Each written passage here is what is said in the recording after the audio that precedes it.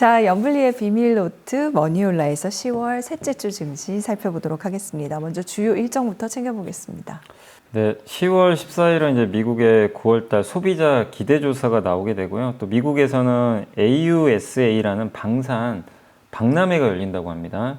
10월 15일은 뉴욕의 10월달 제조업 지수가 발표될 예정이고요. 10월 16일은 테슬라하고 ASM의 이제 네덜란드의 반도체 장비 회사죠. 여기가 이제 실적 발표가 예정이 돼 있고요. 10월 17일은 미국의 9월달 소매 판매랑 TSMC가 실적 발표가 예고가 돼 있습니다. 10월 18일은 이제 중국의 9월 산업 생산 데이터가 나오게 되고요.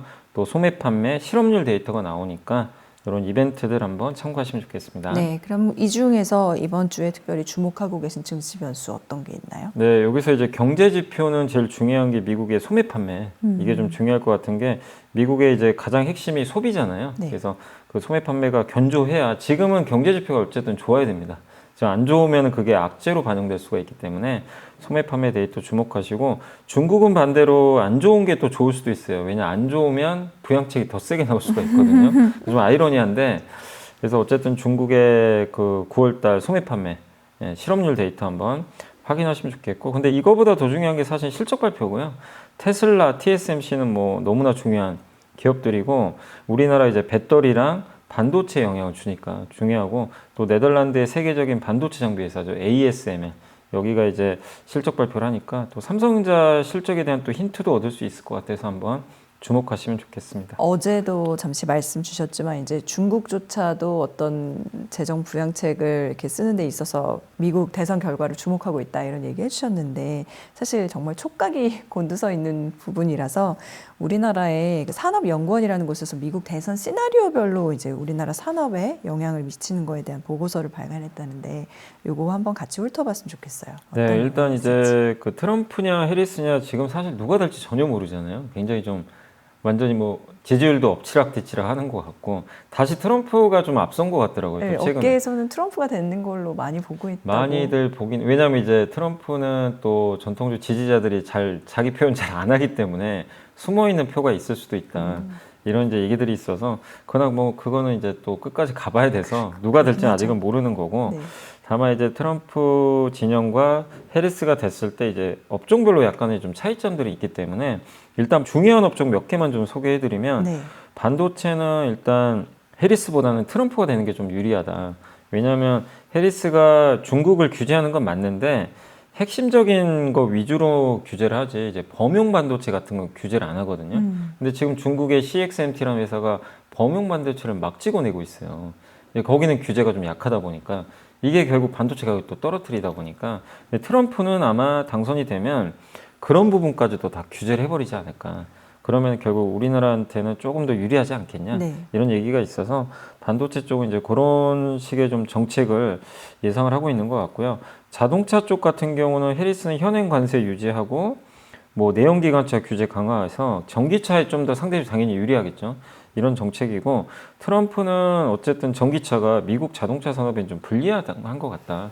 정부 지원을 줄이겠다고 했기 때문에 사실상 지금 자동차만 봤을 때는 오히려 해리스가 되는 게 조금 더 유리한 부분도 있는 것 같아요. 왜냐하면 우리나라 기업들은 지금 미국에다 이번에 이제 10월부터 전기차 전용 공장이 오픈을 하거든요. 여기에 혜택을 안 주면 그 투자비가 많이 들어갔거든요. 그런 부분에 있어서 좀 불리할 수 있기 때문에 자동차 쪽은 한 번 더 그런 부분 지켜보시면 되겠고 뭐 배터리는 당연히 명확하죠. 뭐 누가 봐도 해리스가 유리할 수밖에 없죠. 왜냐하면 공공연하게 뭐 전기차를 싫어한다고 표현을 많이 하고 있기 때문에 IRA 뭐 폐지를 해야 된다 막 이러기 때문에 당연히 배터리 쪽은 뭐 제가 말씀 안 드려도 뭐 해리스가 훨씬 유리할 수밖에 없고 바이오 의약품 쪽은 어쨌든 정책이 좀 비슷한 부분은 있어요. 어쨌든 둘 다 약가 인하를 좀 해야 되고 네. 다만 이제 이 트럼프 같은 경우는 자국 내에서 필수 의약품도 생산을 하자. 그러니까 필수 의약품 우리가 이제 뭐 감기약 같은 게 있을 수도 있고 이런 것들은 대부분 중국에 수입 좀 많이 하거든요. 근데 이거 중국에 의존하지 말고 그냥 미국에 공장 지어서 만들어내자. 이런 부분들은 우리나라한테는 좀 유리한 부분도 있을 수 있어요. 왜냐하면 우리가 또 그 파트너가 돼서 그걸 또 만들어줄 수도 있는 거거든요. 그래서 뭐 일단 해리스냐 트럼프냐 상관없이 바이오 쪽은 중국을 규제하는 건 또 비슷하고 약가를 둘 다 낮추는 쪽이기 때문에 국내 바이오 시밀러나 일부 CDMO 회사들한테는 좀 유리하지 않겠냐 이렇게 평가를 하고 있고, 방산이 조금 다른 것 같아요. 이 무기 쪽에 관련돼서는 일단 해리스 같은 경우는 동맹국 중심으로 어쨌든 이제 계속해서 안보 방산 협력을 확대하는 쪽이기 때문에 상당히 그런 면에서 우리나라의 역할이 중요해질 수가 있거든요. 그래서 미국에 무기 수출할 수도 있고, 네. 예, 또 지금 유럽에도 지금 무기 수출하고 있잖아요. 그리고 중동에도 지금 중동 지역에서 미국이 수출을 지금 거의 안 하고 있는 상태로 알려져 있는데, 중동 지역에서 미국과 우리가 경쟁을 지금 많이 안 하다 보니까 한국 무기가 지금 최근에 많이 수출이 되고 있는데, 근데 트럼프는 좀 반대거든요. 동맹국보다는 이제 미국 위주로만 하는 거예요. 동맹국 필요 없다. 그냥 알아서 하겠다 우리가.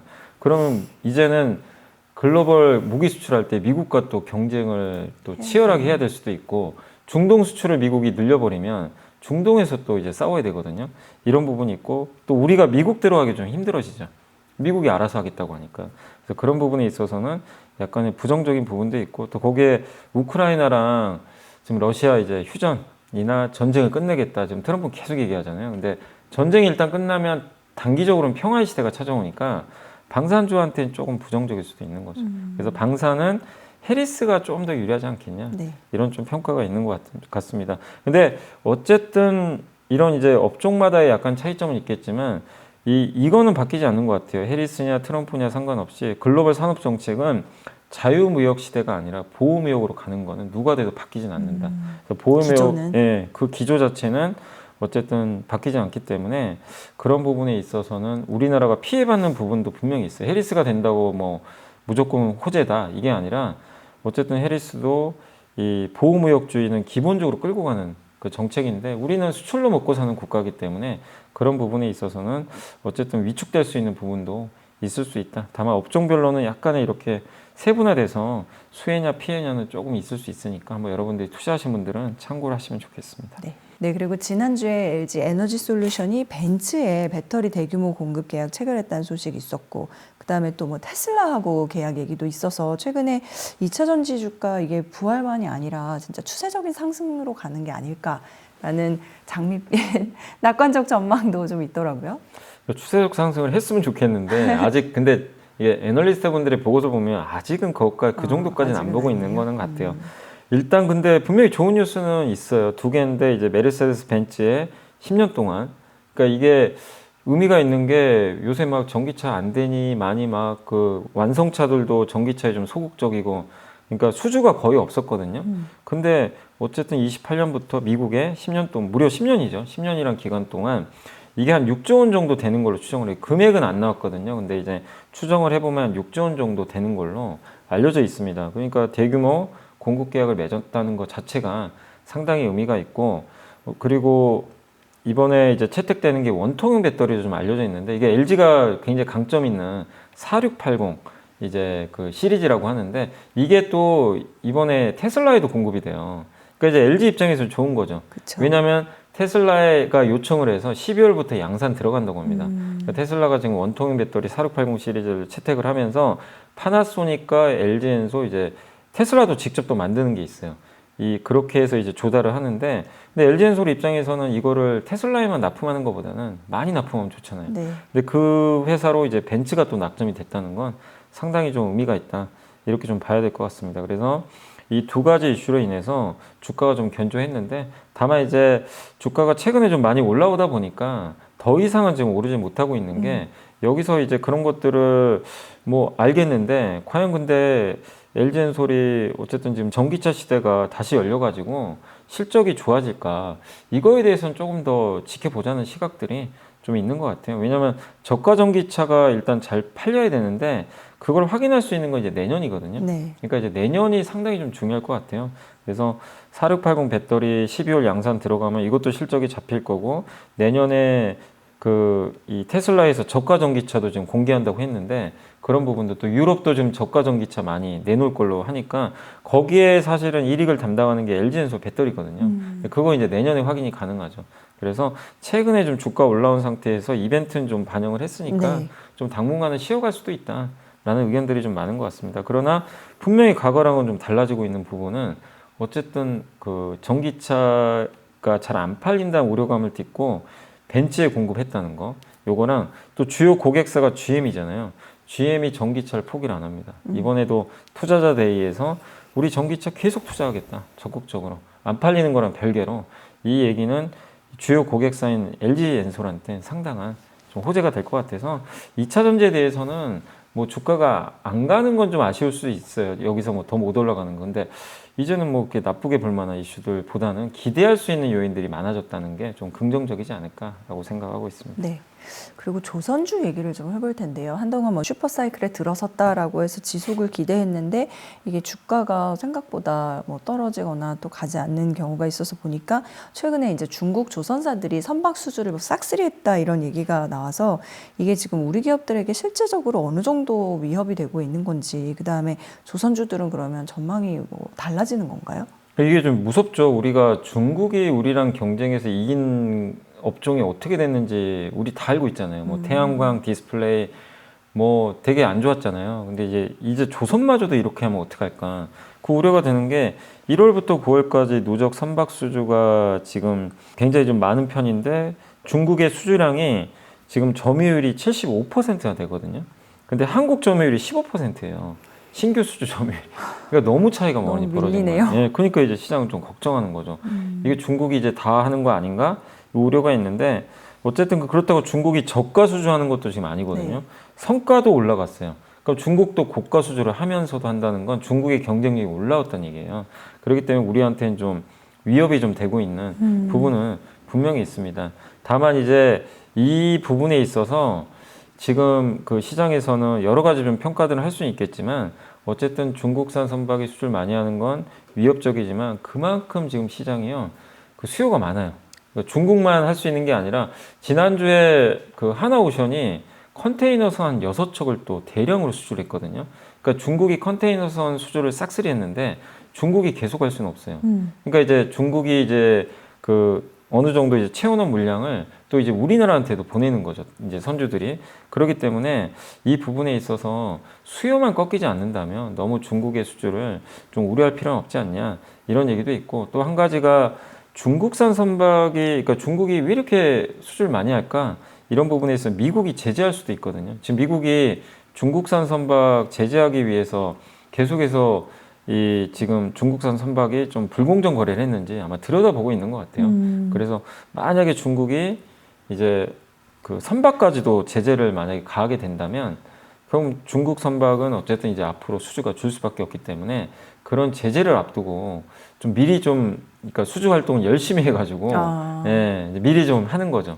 그래서 그런 부분도 좀 있지 않았냐라는 좀 의견도 있습니다. 어느 게 명확하게 맞는지 모르지만 분명한 건 그만큼 선박 시장이 성장은 계속하고 있고 수요는 많다. 다만 그 많은 거를 좀 중국이 받아가서 조금 약간 아쉽다. 이런 좀 느낌은 있지만 그러나 앞으로 선박을 친환경 선박으로 많이 바꿔야 되는데 분명한 건 친환경 선박은 한국이 더 우위에 있는 부분이 있거든요. 그래서 한국이 저는 그래도 좀 시간이 좀 또 지난다면 다시 한번 좀 반격을 시도하지 않을까라고 예상을 하고 있습니다. 네, 이런 질문이 어떨지 모르겠지만 중국 조선 수주가 급증한다라고 하면은 또 한국에서 수혜를 볼 수 있는 그런 기자재 업체들은 있을까요? 일단 한국에서 수혜를 받을 수 있는 거는 엔진 업체가 좀 명확합니다. 왜냐하면 중국이 엔진 제작 능력이 어쨌든 뭐 우리나라보다 뭐 뛰어나다 아니다 이런 평가는 좀 더 지켜봐야 되겠지만 이 친환경 선박은요.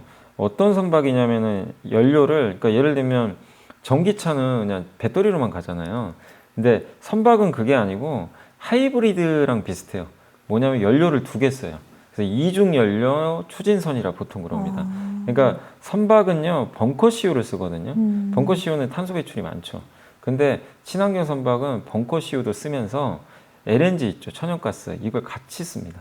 그러니까 어떤 데서는 LNG로 가고 어떤 구간에서는 이제 벙커CO로 가는 거예요. 그러니까 이걸 조절하면서 가는 거예요. 그래서 이제 우리가 보통 이중 연료 추진 선박이라고 그래요.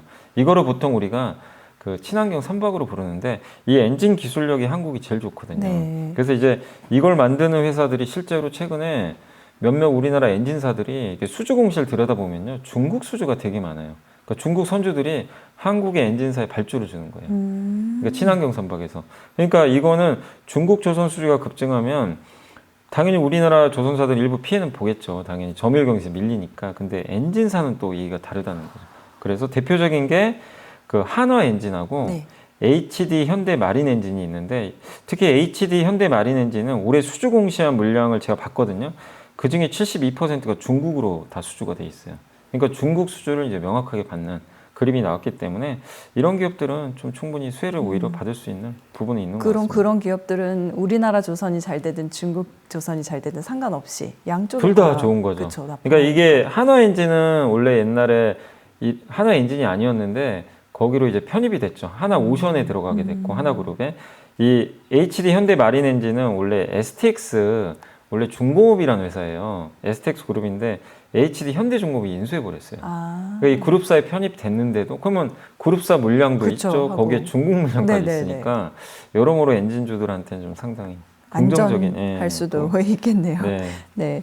자, 그리고 이번 주 영블리의 비밀노트에서 꼭 또 짚어보지 않을 수 없는 그런 주제가 테슬라의 로보택시 공개였는데 사실 저희가 녹화를 진행하고 있는 이제 금요일 오전 시간 기준으로는 로보택시 공개 발표 행사는 시작을 했는데 아직까지 공개를 안 하고 지금 네. 테슬라가 뜸을 들이고 있는 그런 상황이라서 이 부분은 염이사님께서 추후에 팔로우업 해주시는 그러니까 업데이트 해주시는 자료로 저희가 또 공개를 하도록 하겠습니다.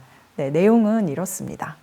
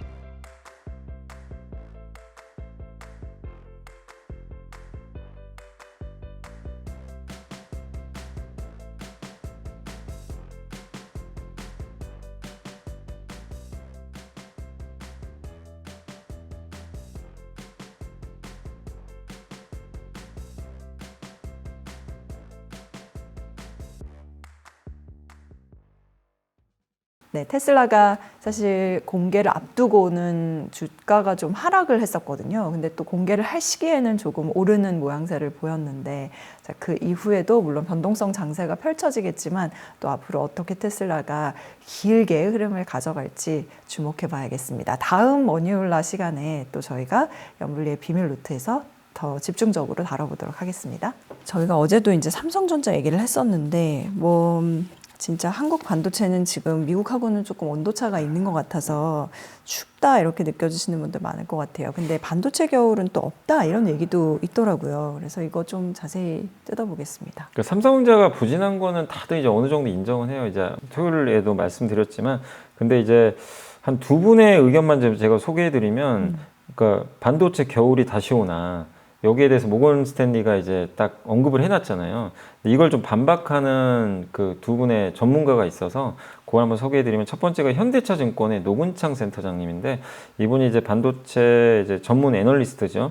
근데 최근에 그 증권거래소에서 간담회를 하셨대요. 했는데 제목이 25년 반도체 겨울 다시 오나 이런 이제 제목인데 내년에 메모리 반도체 시장 규모가 사상 최대로 2,176억 달러를 달성할 것 같다고 이렇게 언급을 하셨는데 왜냐하면 비관론은 있지만 AI 서버용 그 HBM 그러니까 한마디로 엔비디아가 좀 좋기 때문에 그런 부분 때문에 여전히 좀 그 괜찮을 걸로 보고 있고 또 감산을 계속 하고 있었잖아요. 근데 지금 반도체를 그렇다고 막 급격하게 HBM 빼고 전통 메모리 반도체를 막 엄청나게 공격적으로 증산하는 게 아니거든요.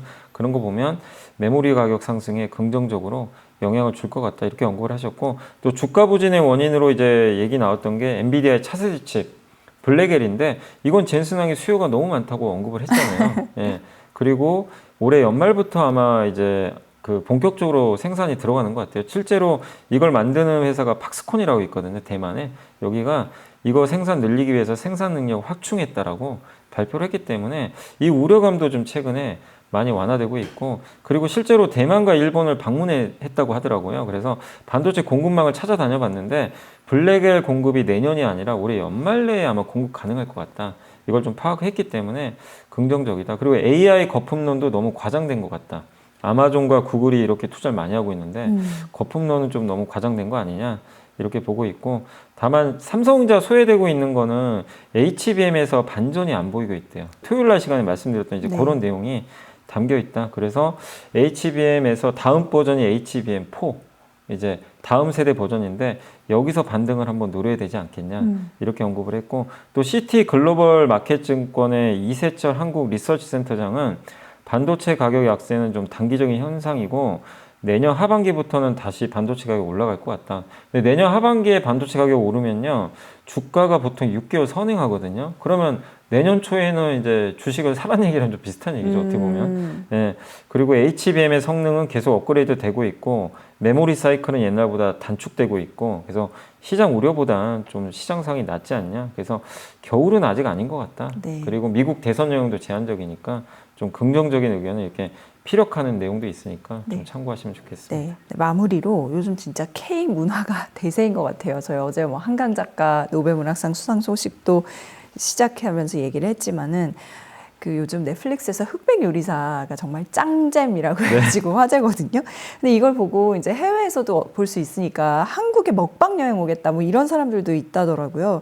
그래서 이게 또 이제 중국의 최근 부양책하고 맞물리면은 국내 내수에도 어떤 붐이 일 수 있을 것 같은데 혹시 여기에서 얻어볼 수 있는 투자 힌트 같은 게 있을까요? 일단 이제 저도 너무 재밌게 봐가지고 이제 정말 짱잼? 푹 빠져가지고 시간 가는 줄 몰랐는데, 아무튼 이제 흑백 요리사 때문에 뭐 언론 보도 보면 이제 외국에서도 인기가 너무 많으니까 한국에 와서 여행을 오겠다. 레스토랑 예약하기가 네. 아주 그냥 네.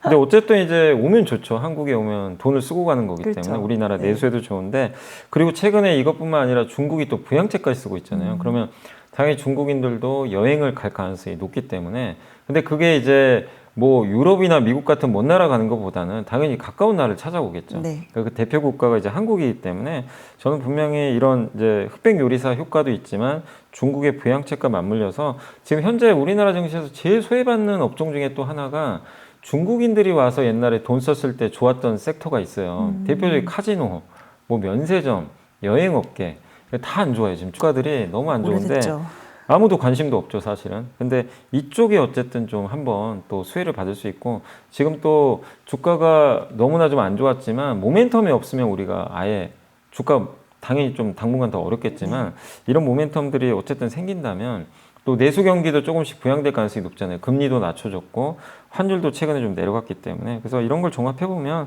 한번 이쪽도 여러분들이 지금보다는 조금 이제 내년도를 염두에 두면서 한번 볼 필요는 있다. 근데 그 중에서 여러 가지 업종들이 있겠지만 저는 좀 카지노 쪽이 좀 괜찮지 않겠냐 이렇게 좀 보고 있는 게, 카지노가 중국 VIP 고객이 그동안 없었는데도 일본 VIP들이 많이 와가지고 실제로 그렇게 나쁘지가 않거든요. 예. 근데 여기 이제 중국인들까지 오게 된다면 더 효과가 좀 있을 수 있기 때문에 네. 한번 잊혀지긴 했고 지금 사실 누구도 관심 안 갖고 있긴 하지만 이 카지노 쪽도 한번 여러분들이 들여다보시는 것도 한번 고민해 보시면 좋을 것 같습니다. 네. 그러면 여미선님께서 선정한 이번 주 보고서 일요일 순서 보도록 하겠습니다. 일단 이제 이번 주에 보고서는 그 신영증권의 서정현 연구원님 그 자료인데요. 제목이 밸류업 지수 우리가 만든다면, 이 내용이 뭐냐면 밸류업 지수가 나왔는데 사실은 좀 시장이 많이 실망했거든요. 저 밸류업 우리가 아닌 만들어야 게- 될 것 예. 같아요, 진짜. 그러니까 밸류업 이거 아닌 기업이 여기 왜 들어가 있냐. 그러니까요. 좀 그런 의문들. 그래서 아마 증권거래소가 빨리 다시 내놓는다고 합니다. 지수 또 해가 약간 조정해가지고 하는데, 근데 여기 신영증권에서는 이제 한번 자기네들만의 기준을 잡아가지고 오. 밸류업 지수에 요 기업들은 들어갈 수 있을 것 같다. 그래서 10개 기업을 꼽아줬어요. 그래서 그 기업들을 한 10개만 제가 소개를 한번 네, 해드리겠습니다. 좋습니다. 그래서 첫 번째가 아세아 시멘트고, 요거 이제 시멘트 회사니까 건자재인데, 여기가 그룹 차원에서도 주주 환원을 적극적으로 하고 있고 또 PBR 기준으로 또 저평가돼 있으니까 한번 편입되지 않겠냐 이렇게 보고 있고, 두 번째 여기도 건자재 회사입니다. KCC 뭐 많이 유명한 기업이죠. 여기가 우리나라 상장 기업들을 좀 지분을 많이 갖고 있어요. 그래서 그거를 좀 적극적으로 처분한다면 주주 환원을 하지 않겠냐 이런 좀 기대감이 있어서 역시 여기에 들어가 있고, 세 번째가 HD 한국조선해양, 여기가 최근에 실적이 좋죠. 그리고 그룹 차원에서도 주주 환원 정책을 적극적으로 좀 공유하고 있어서 실적이 더 턴어라운드한 게 보이면 주주환원을 좀 본격적으로 시행하지 않겠냐 이 기대감이 있고요. 또 전력기기 회사 중에 LS 일렉트릭이라고 있는데 얘가 변압기 때문에 지금 실적도 좋고 주당 배당금도 올라가고 있다고 합니다. 그리고 자동차 부품 회사로 DN 오토모티브라는 회사가 있거든요. 이 기업이 이제 자기 자본 이익률 ROE라 그러죠. 이게 높을수록 좋은데 이게 5년 평균 16%, 배당 성향은 5년 평균 20%인데 자사주 소각 계획 등을 이런 것들을 좀 통해서 주주와 또 정기적인 소통을 한다고 하니까 한번 좀 지켜봐야 될 것 같고요. 서부 T&D는 이제 호텔 회사인데 저기 용산에 호텔을 갖고 있는 걸로 알려져 있죠. 근데 보유 자산이 이제 영업 가치로 본격적으로 전환되고 있고 자기 자본 이익률이 올라가고 있기 때문에 이런 면에서 주주 환원도 한번 기대해 볼 만하고요. 좀 의외였던 게 KT가 안 들어갔던 게 좀 의외였어요. 여기도 주주 환원 한우 회사인데 근데 이번에 어쨌든 안 들어갔지만 이 인터넷 데이터 센터라든가 클라우드 사업도 하고 있고 주주 환원 측면에서 3개년 배당 정책도 발표를 했기 때문에 충분히 들어갈 만하다.